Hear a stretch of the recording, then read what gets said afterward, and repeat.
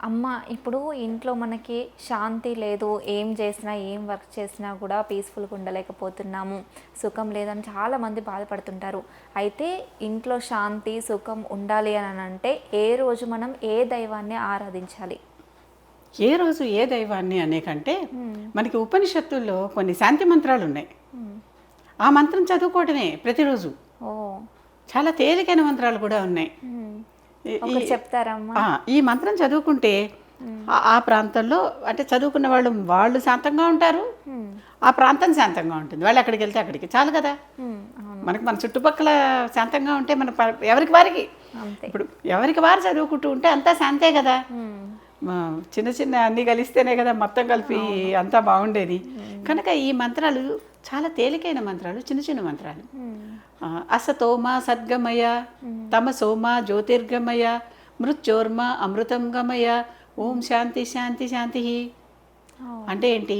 అసత్తు నుంచి సత్తుకి, అంటే అసత్యం నుంచి సత్యానికి, హ్మ్. లేకపోతే ఆ, సత్వం కానటువంటి ప్రదేశం నుంచి సత్వం ఉన్న ప్రదేశానికి. సత్వం అంటే శాంతే. తమసోమ జ్యోతిర్గమయ్య, చీకటి ఉన్న ప్రాంతాన్ని నుంచి జ్యోతి ఉన్న ప్రాంతానికి. హ్మ్. మృత్యోర్మ అమృతం గమయ్య, మృత్యువు నుంచి అమృతత్వానికి హ్మ్. వెళ్ళేలాగా చూడు అని శాంతి శాంతి శాంతి అని దండం పెడుతున్నాం. ఓహ్! ఇవి వస్తే మనకి శాంతే కదా. అవును. ఎక్కడైతే సత్వం ఉందో అక్కడ శాంతే కదా. అంత సత్వం అంటేనే ఇంకో పేరు శాంతి. కనుక ఈ ఈ రకమైనటువంటివి. ఆ తర్వాత ఆ, ఇంకొక మంత్రం ఉంది. ఈ ఈ ఈ మంత్రాలన్నీ ఉపనిషత్తుల నుంచి మనకు వచ్చినవే. ఈశావాస్యోపనిషత్తులో ఓం పూర్ణమదః పూర్ణమిదం పూర్ణాత్ పూర్ణముదచ్యతే పూర్ణస్య పూర్ణమాదాయ పూర్ణమేవావశిష్యతే ఓం శాంతి శాంతి శాంతి. హ్మ్. అంతా పూర్ణమే. ఇప్పుడు ఇంకోళ్ళకు ఉంది మనకి లేదు అనుకుంటేనే కదా ఇవన్నీ తగాదాలు కానీ ఏమన్నా వస్తూ ఉన్నాయి. అవును. వాడికి లేదు నాకుంది, లేకపోతే నాకు లేదు వాడికి. హ్మ్. అది ఎప్పుడు కూడా ఏదైనా సరే, అది ఏ విషయమైనా కానీ ఆ లేనిది ఉన్నది. హ్మ్. వాడి చదువు ఉంది నాకు చదువు లేదు, లేదా వాళ్ళకి అందం ఉంది నాకు అందం లేదు, లేకపోతే వాళ్ళకి జ్ఞానం ఉంది నాకు జ్ఞానం లేదు, లేకపోతే వాళ్ళకి డబ్బు ఉంది నాకు డబ్బు లేదు, వాళ్ళకి ఆరోగ్యం ఉంది నాకు ఆరోగ్యం లేదు. ఈర్ష్యపడని విషయం అనేది లేదు కదా ప్రపంచంలో. అలాంటి వాళ్ళందరూ ఏదైనా కూడా ఆ పూర్ణం నుంచే మనకు వచ్చింది. హ్మ్. అక్కడి నుంచే మనం అందరికీ మనకందరికీ అందింది కూడా అదే. కనుక ఒకే ఒక సోర్స్ ఆఫ్ ఎనర్జీ నుంచి మనకి ఇవన్నీ అందుతున్నప్పుడు అన్నిటినీ ఆ ప్రసాదంగా మనం తీసుకోవాలి. హ్మ్. అందరికీ ఇచ్చేది అదే, వచ్చింది అదే, నేను అదే ఒకటే అనే భావన వస్తే శాంతి. ఓహ్! ఓం శాంతి శాంతి శాంతి. సో ఇవేవి చెప్పుకోవద్దు పోని. అమ్మ అంతా శాంతిగా ఉండాలి నిత్యం ఓం శాంతి శాంతి శాంతి అనుకోవచ్చు కదా. ఓహ్! అలా కూడా అనుకోవచ్చా? అలా కూడా అవును, అంతా శాంతిగా ఉండాలి. దండం పెట్టుకుంటున్నాం, దేవుడికి దండం పెట్టుకుంటున్నాం, ఓం శాంతి శాంతి శాంతి. హ్మ్. ఇంకొక శాంతి మంత్రం ఉంది. ఈ శాంతి మంత్రం కూడా చాలా విశేషమైన మంత్రం. అది ఓం జౌ శాంతి. జౌ అంటే పైన ఉన్న ఆకాశం, అదంతా శాంతిగా ఉండాలి. హ్మ్. అంటే ఆకాశం నుంచే కదా మనకన్నీ ఒక్కొక్కటి కొన్ని జరుగుతాయి కదా. హ్మ్. అంతరిక్ష శాంతి, అంతరిక్షం అంతా కూడా శాంతిగా ఉండాలి. హ్మ్. అంటే పైన ఉన్నటువంటి పై భాగాలన్నీ శాంతిగా ఉండాలి. పృథివీ శాంతి, ఆపశాంతి. పృథివీ అంటే భూమి శాంతిగా ఉండాలి, భూకంపాలు గింపకాలు రావద్దు.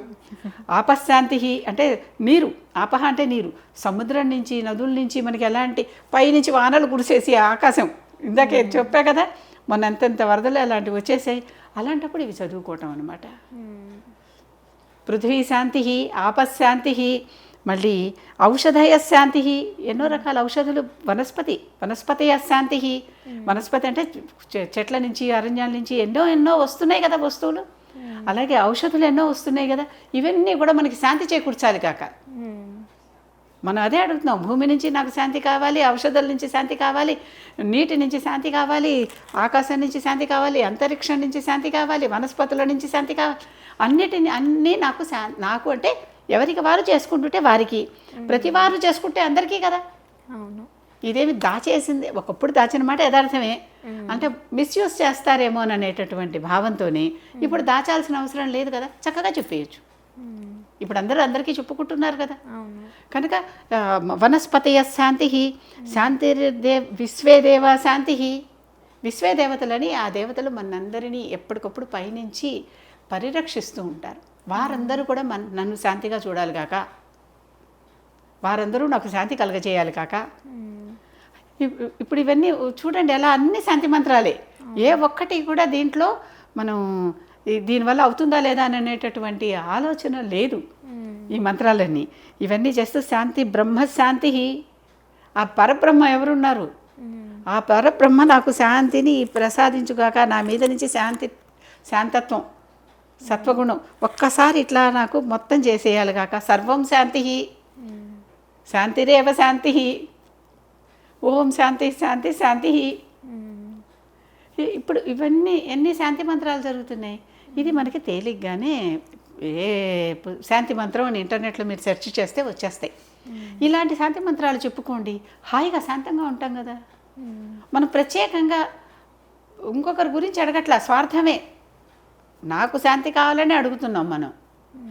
నాకు శాంతి కావాలని అడగటంలో ప్రతివారు చేసుకుంటే, ఇప్పుడు మన ఇల్లు శుభ్రంగా ఉండాలని మనం అంతా ఊడ్చుకుంటాం, పక్కవాడు వాడి ఇల్లు ఊడ్చుకుంటాడు, బయట మనం ఇంటి ముందర మనం ఊడ్చుకుంటాం, వాడి ఇంటి ముందర వాడు ఊడ్చుకుంటాడు, మొత్తం మీద రోడ్డంతా శుభ్రపడుతోందా? అంతే. ఎవరి శాంతి కోసం వారు ప్రయత్నం చేయండి. ఎందుకంటే ముందర మీరు శాంతిగా ఉంటే ఆ శాంతి తత్వాన్ని మీరు అందరికీ పంచగలుగుతారు. కొంతమంది శాంతంగా ఉండే వాళ్ళని చూస్తే వాళ్ళకి మనం చూస్తే వాళ్ళని ఏం అనుభూతి అయ్యేది కూడా. వాళ్ళ ముందర మనకి అంటే మన మీదకి దూకుడుగా వస్తే మనం దూకుడుగా వెళ్ళాల్సి వస్తుంది. అఫెన్సివ్ డిఫెన్సివ్ అప్పుడు ఆ స్వభావాలు చూపించాల్సి వస్తుంది. అలా కాదు, మనం శాంతిగా ఉంటే ఈ అవకాశమే రాదు. రెచ్చగొట్టే వాళ్ళు ఎప్పుడు ఉంటారమ్మా పక్కన. ఎప్పుడైతే పాజిటివ్ ఉందో నెగిటివ్ కూడా ఉంటుందని చెప్తున్నాను కదా. ఇంత శాంతంగా ఉంటే ఎందుకు ఇంత శాంతంగా ఉంటావు, నీ కోపమే రాదా, ఉండు నీ కోపం రాదా, కోపం రాదా అని బస్సాలు అడిగితే నా కోపం రాదు అని అరుస్తాను చూడు. అదే కోపం. అంటే ఎప్పుడూ కూడా మంచి వైపు వెళ్ళే వాళ్ళకి ఎన్నో కొన్ని ఇబ్బందులు మనకి దారిలో వస్తూనే ఉంటాయి. వస్తే రానియండి, దాటుకుని వెళ్ళాలి. అప్పుడు ఆ సమయానికి కోపం వచ్చినా ఇంకోసారి అంత తొందరగా లొంగకూడదు. పెరగాలి మనం, మన తత్వం శాంతి తత్వం పెరగాలి. అదే అంతకంటే శాంతి ఇంకొకటి లేదమ్మా. ఈరోజు ఈ దేవతను పూజిస్తే శాంతి అని చెప్పుకునేటటువంటిది లేదు. లలిత సహస్రనామాల్లో ఒక నామం శాంతిమతి. చక్కగా అమ్మవారిని శాంతిమతి ఏ నమః అని నమస్కరించుకుంటే ఆవిడ శాంతిమతి కదా, మనకందరికీ కూడా శాంతాన్ని ఇస్తుంది. అదొక మంత్రం. అంటే మంత్రాల్లో చెప్పుకునే దాంట్లో అనమాట. యాదేవి సర్వభూతేషు శాంతి రూపేణ సంస్థిత నమస్తస్యై నమస్తస్యై నమస్తస్యై నమో నమః. ఇది ఇంకొక అమ్మవారి మంత్రం, దేవీస్తుతిలో ఉంటుంది ఇది. ఈ అమ్మవారి దేవీస్తుతిలో అమ్మవారి రకరకాల లక్షణాల గురించి చెప్తూ ఆవిడలో ఒక రూపం శాంతి. ఇప్పుడు అందరూ కొత్తగా వీటికి ఆ స్తోత్రంలో 16 లక్షణాలు ఎన్నో ఉంటాయి. అవి కాకుండా ఇంకా కొత్తవి కూడా కలిపి చెప్పేస్తున్నారు ఎవరికి వాళ్ళు. కనుక అది వేరే విషయం, నేను దాని జోలికి వెళ్ళట్లేదు. అలా కాకుండా అసలు మార్కండేయ పురాణంలో వచ్చినటువంటివి అనమాట ఇవన్నీ. చక్కగా మార్కండేయ పురాణం ఒకసారి, మనకి అష్టాదశ పురాణాల్లో మార్కండేయ పురాణం ఒకటి. ఆ మార్కండేయ పురాణంలో ఈ మంత్రం చెప్పారు. యాదేవి సర్వభూతేషు, ఏ దేవత అయితే అన్ని భూతాలలో ఉన్నదో, సర్వభూతాల్లో ఉన్నదో, శాంతి రూపేణ సంస్థిత, ఎలా ఉన్నది, శాంతి రూపంలో ఉన్నది. అంటే మనలోనే శాంతి ఉన్నది. మనం కూడా ఒక భూతమే కదా, ఇన్ని జీవుల్లో మనం కూడా ఒక జీవే కదా. శాంతి రూపేణ సంస్థిత నమస్తస్యై నమస్తస్యై నమస్తస్యై నమో నమః. చాలా చక్కగా చెప్పారు. ఇది చేసుకుంటే శాంతి అందరికీ వస్తుంది.